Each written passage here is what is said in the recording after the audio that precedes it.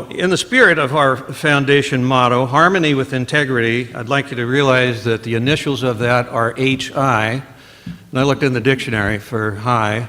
The only definition that's given is it's a greeting. There's no other definition for it. So what I want to do today is launch as part of our harmony movement that we recognize that high stands for harmony with integrity.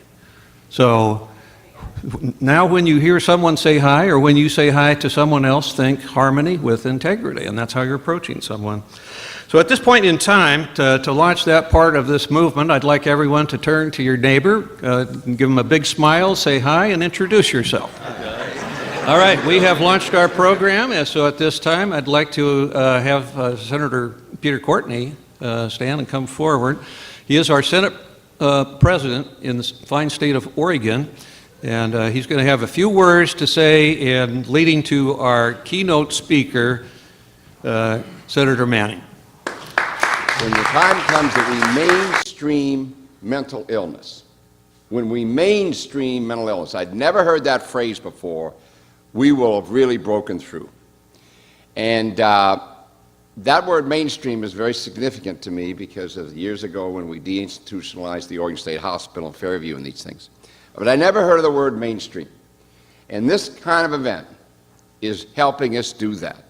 So I want to thank you very much, because until we get to mainstreaming mental illness, we're going to continue to be fighting from behind in this area, whether it's this issue, depression, etc. And this little card here has all the different categories. This event has helped me think about doing an event not on the area of PTSD, it's the area of mental illness, depression, suicide, it's all there. And so without this event and my connection with Senator Manning, I'm not sure I would have ever had the conversation involving the area of suicide, which I'm going to get into in a town hall meeting in a few months up in Salem. So thank you for those who've organized this. Well, thank you. So thank you for those who have been here today and all the hard work you've put in for this first annual PTSD Symposium. You've helped mainstream mental illness. Thank you for being there first, and thank you for helping me think about a town hall meeting on suicide. This little event here today is just remarkable, and with that I will step aside and let something else remarkable to come forward. The Sergeant Major, notice how I hesitate, you got to be dramatic here. Sergeant Major James Manning, Jr. That has hit me personally. Growing up, my dad, he joined or enlisted into the United States Army during World War II. He was about 16 years old, and he served over in Italy. And he shared a picture with me. It was him and three of his buddies. I was a young fellow at the time, and he told me that all three of them were dead. He saw them getting killed. So, you know, you're talking about 16, 17, 18-year-olds. They went out on a mission. There was 2,000 went out. Only 200 came back. My dad was wounded in action, in MIA for a while. And one day I had approached him. He was asleep. And I reached my hand out to shake him. And he jumped up and grabbed my hand. And he said, "No." I didn't understand what was going on. Till now, since I'm a lot older, have some research under my belt, thanks to the Colonel and this symposium, I understand.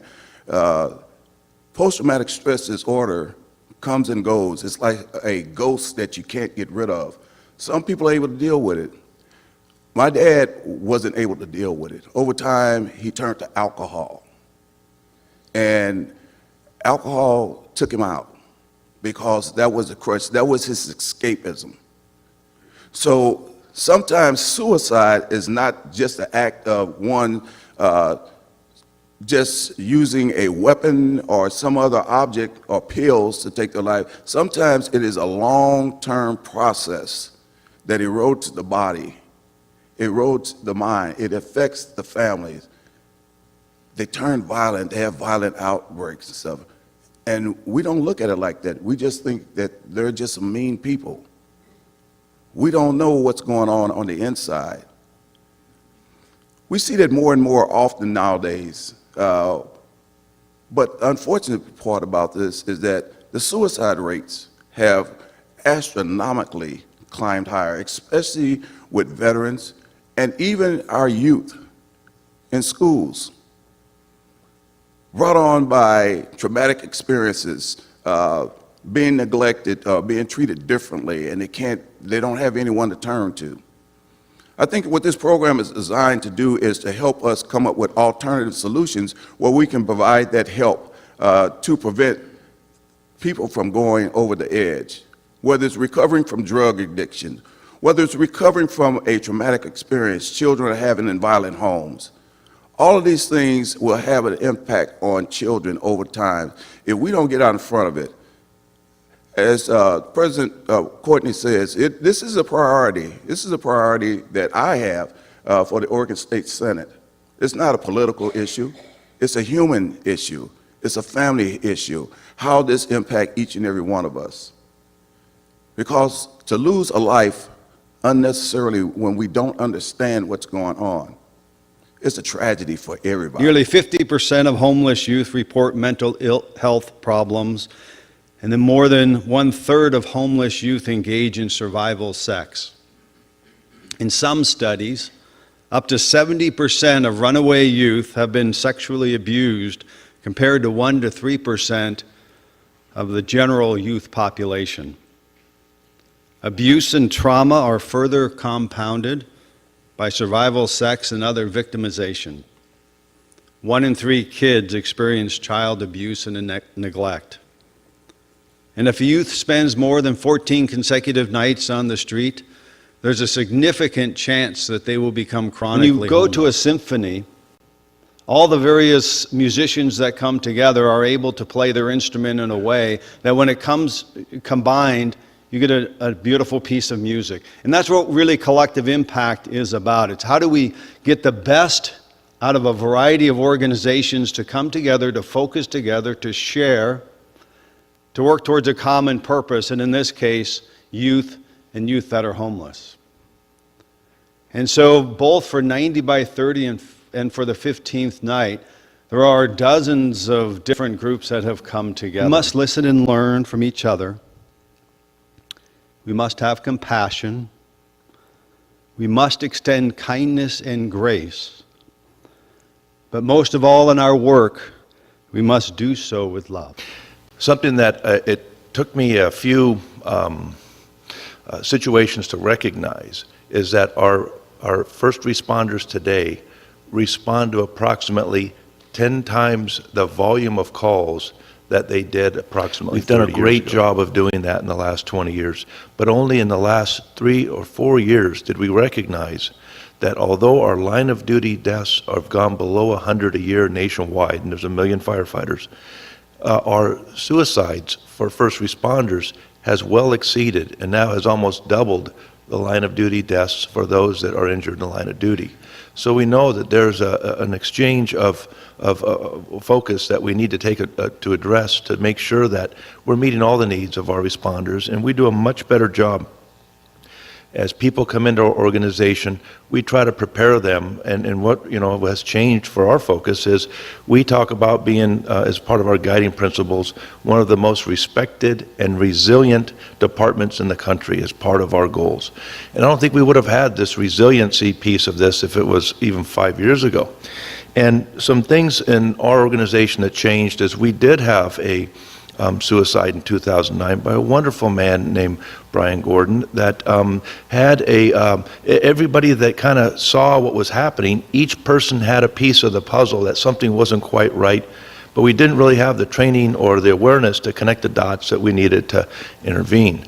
And so knowing that that was part of what happened and saying this is avoidable and never again will our organization be in a situation where people don't ask, see something, say something, we started doing some training that increased our capacity to understand how to better support each other. And so you should have seen the look on the crew's face in the back of the room when at graduation, I quoted Hamlet when I told these new recruits that they need to find a way to connect themselves to their humanity, and they may not be able to say it here, but they can say it here and say it here, you know. And so when they're kneeling next to somebody that has passed or is unable to do anything for, say something kind within your heart, something like, "Good night, sweet prince or princess. In flights of angels, sing thee to thy rest." And if you can't say it out loud, you can say it inside, and it provides some closure. But I said, one day, you're going to have the courage to say that out loud, and it's going to make you feel better. It's going to make your crew feel better. The family that's earshot is going to hear this, and everybody on scene is going to know that this person transitioned with respect, and it helps you with the first part of your journey of creating some closure that's going to be healthy and allowing you to keep that backpack shrunk down to size. So with that, I just wanted to welcome you all here today. I'm really looking forward to how this progresses, and just thank you so much for the opportunity. Thank you.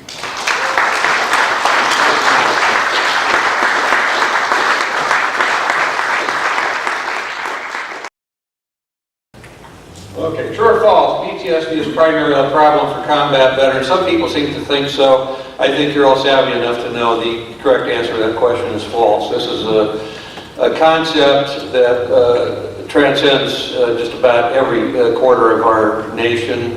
It's been around forever. What they called it in times past, we have the battlefield terms, shell shock and battle fatigue, that didn't apply to the common person on the streets, but there's trauma everywhere, and we have to learn how to deal with it.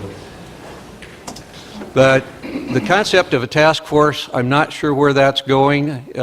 We can either do that legislatively, but I'm an impatient man. I appeared before the hearing that the advisory committee did to announce that decision, that they thought more study needed to be done. And I frankly just said, we've got people dying. There's a veteran that dies approximately every hour by suicide or otherwise. And we're talking about suicide. That's a serious issue. And the longer we take and the more we just kick that can down the road without really finding or seeking meaningful solutions, this is what's going on. It's an urgent situation. I dare say it's a crisis. So let's take a look at PTSD and what it really is, and maybe a body like ours can be some of that task force from a grassroots effort to start putting our minds together, because there's a lot of experience, and if we can just pool some of these resources, it may be that we can get a lot done. Ron asks, what are the treatment issues? Well, one of the first things that I discovered is that PTSD is a systems issue, and that has been largely ignored, that it's a family issue.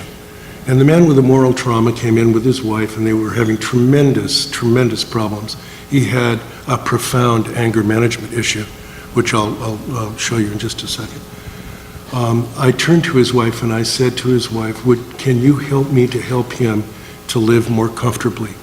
And she turned to me and she said, no, I'm done with this PTSD. I'm done living like this. And they divorced. What I've noticed over my 7 years in treating combat vets is that there are more individuals affected than just the veteran themselves. And that approach needs to be embraced. We need to do wider community stuff, wider familial stuff. We need to embrace the system, and that I think is one important perspective. Over the years, I think we've struggled with trying to find something that would be reliable, that would be replicable, that would be a suitable intervention. So in the past, what I've struggled with is coming up out of the traditional psychotherapy model and going into things that are more mind-body. And I think that's a stronger and better intervention. I think that there's ways in which we can intervene with individuals from a body standpoint that can't be achieved through talking therapies. So I'm doing a combination of mindfulness stuff, which I morphed from John Kabat-Zinn. Kabat-Zinn is a biologist who wound up with a population of individuals that couldn't be treated, I guess, they had been given up on. And he used meditation and yoga as a way of intervening with these individuals. The limbic system, as you can see on the photograph, There's two sides of it, and the limbic system has a hippocampus and a amygdala, and recent research has suggested that trauma victims have rather enlarged amygdalas, and the amygdala is a part of the brain that is a fire alarm. So if you're walking along on a mountain path and you come around on the path and you see a snake, and we jump back because most of us are snake phobic unless you really like snakes, and so you jump back, and that you can track in terms of brain physiology. You jump back, and then you look and you make another assessment, and you determine, wow, it's not a snake, it's a stick. So the question becomes, in the moment, is it a snake or a stick? And my answer is, it's a snake. The brain's hardwired to protect us, so it short circuits any analysis in the prefrontal cortex and just goes to the amygdala and we move. That's happy. Well, trauma patients evidenced enlarged amygdala.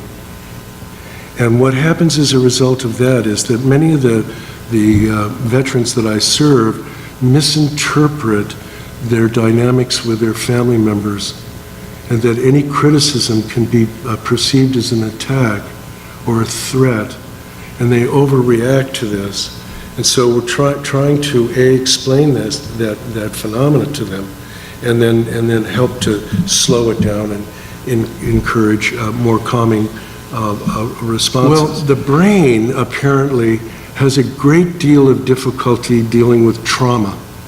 And so what it does is take strobe snapshots, like that, of the event. And the brain has a great deal of difficulty integrating that.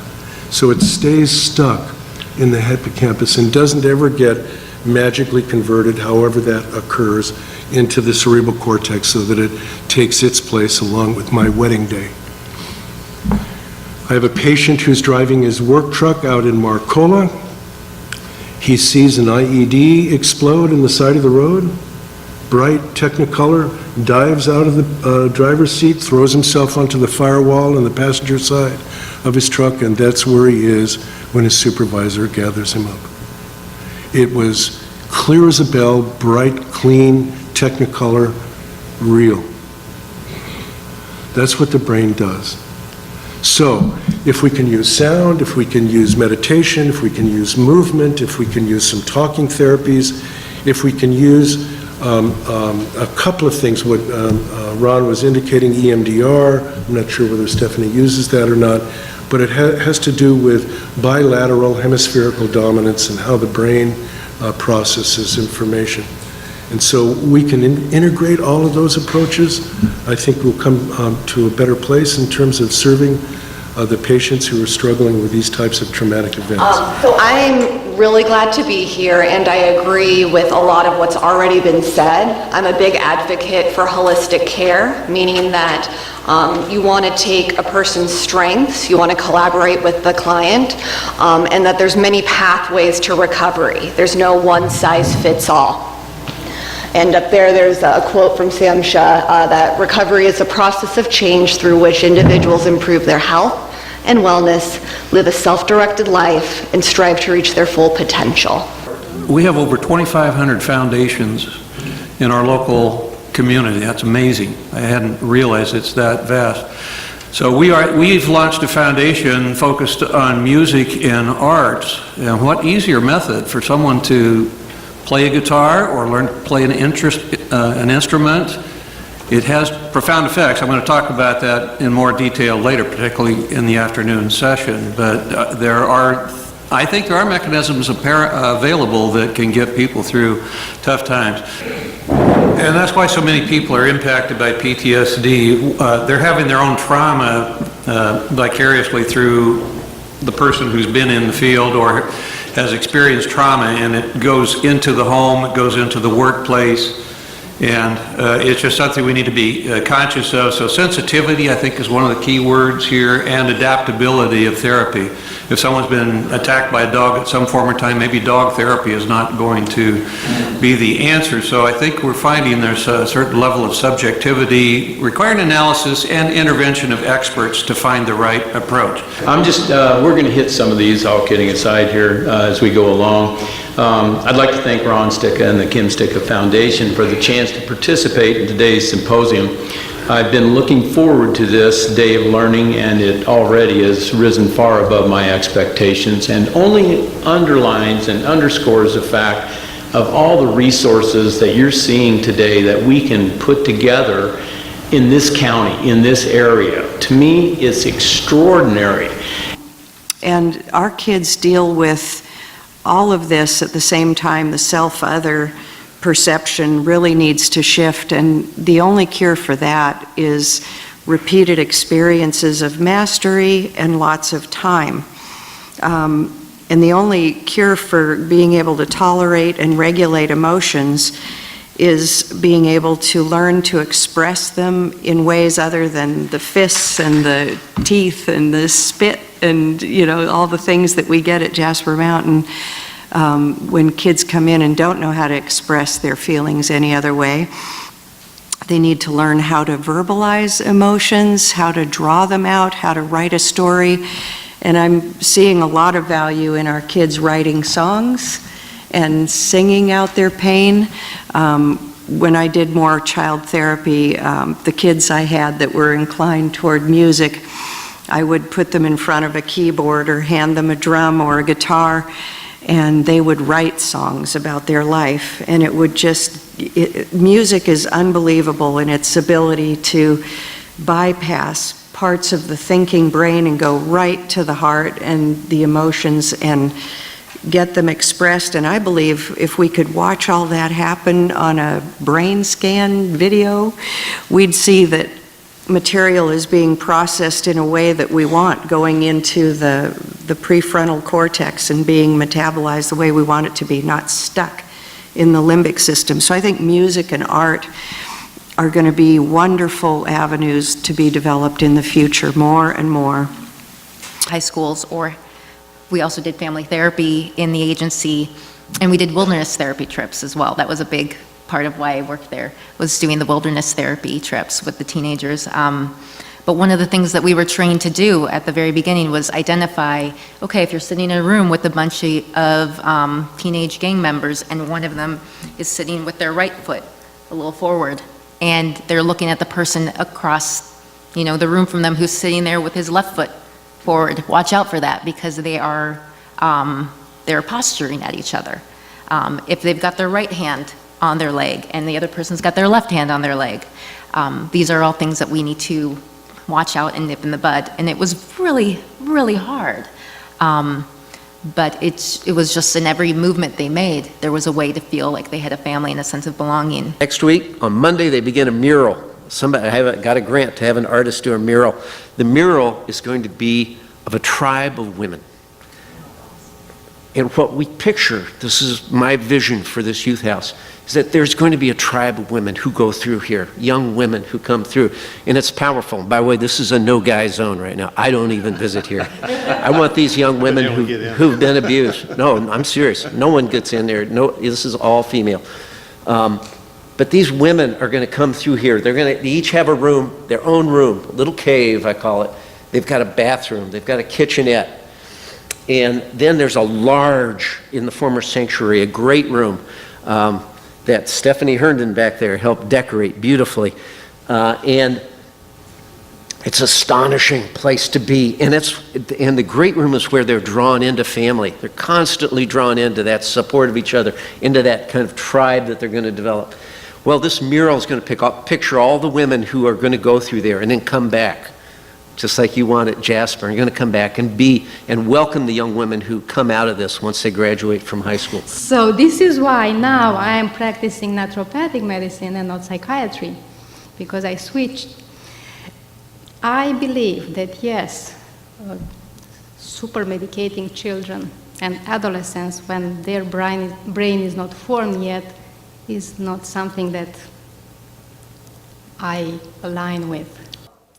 Through this entire journey, I realized that in our area, we've got to do something different. We've got to think outside the box. And I have an additional master's certification in play therapy and realized that we are so underutilizing kids' native language, which is play. It's adults' native language too. We use play, we just use it in a different way. So Elrod Center was born with the idea in mind of not just treating the symptoms, as you said, but also addressing the causes, the societal issues that have created and perpetuated the problem that we have. Because we currently have a suicide epidemic with our youth that is just beyond devastating. The crisis is absolutely unproportional to anything that we've seen previously, and is only going to continue to get worse if we don't do something. So Elrod Center. So the concept here, and what I have implemented, I'm just going to go right through it, is to rewire the brain through stimulation by musical and art applications. But I call the concept resensitization. You've heard the concept desensitizing, which may be a necessary step in dealing with PTSD, but maybe that should be limited to short term, I would urge. And if we're concerned about dealing with trauma issues long term, and bearing in mind the concept of the learning process as something that overwrites trauma, doesn't make the trauma necessarily go away, but you can deal with it much better. Right, so over time, building trust and doing some of the music myself and then involving them in the process tends to help build that resiliency and perseverance so that they can be creative in a safe space. That anything you do in this space with music works.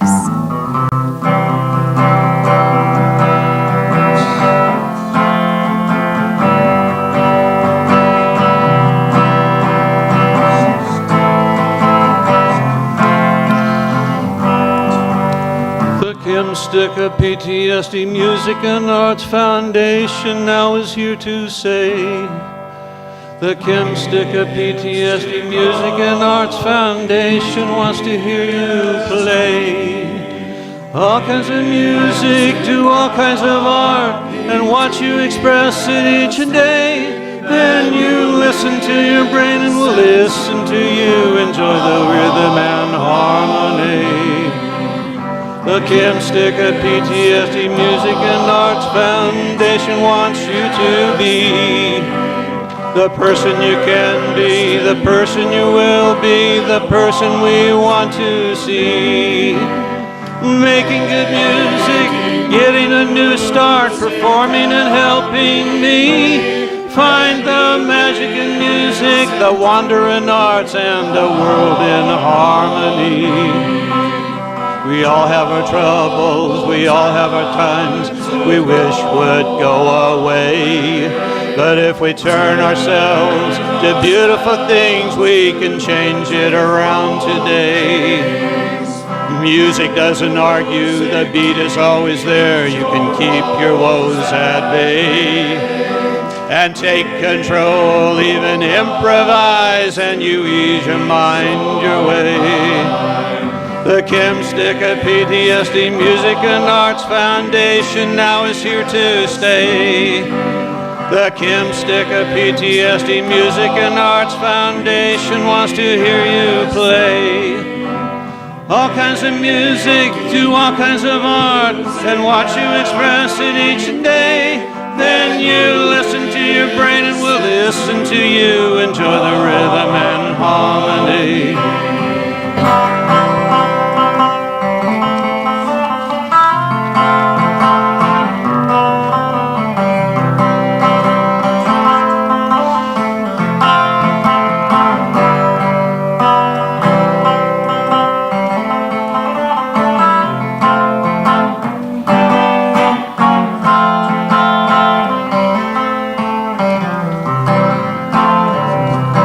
So be patient with yourself and face your fears. Be safe and know that you are playing with a group of like-minded people who love the riffs you do.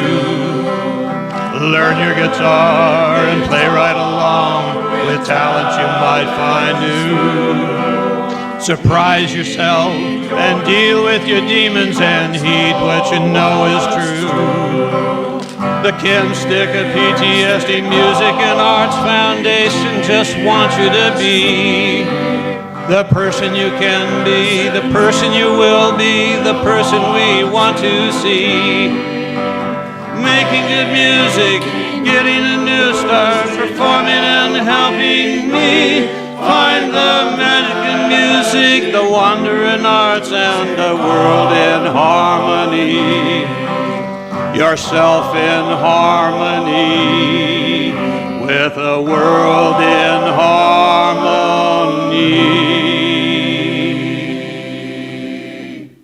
Thank you.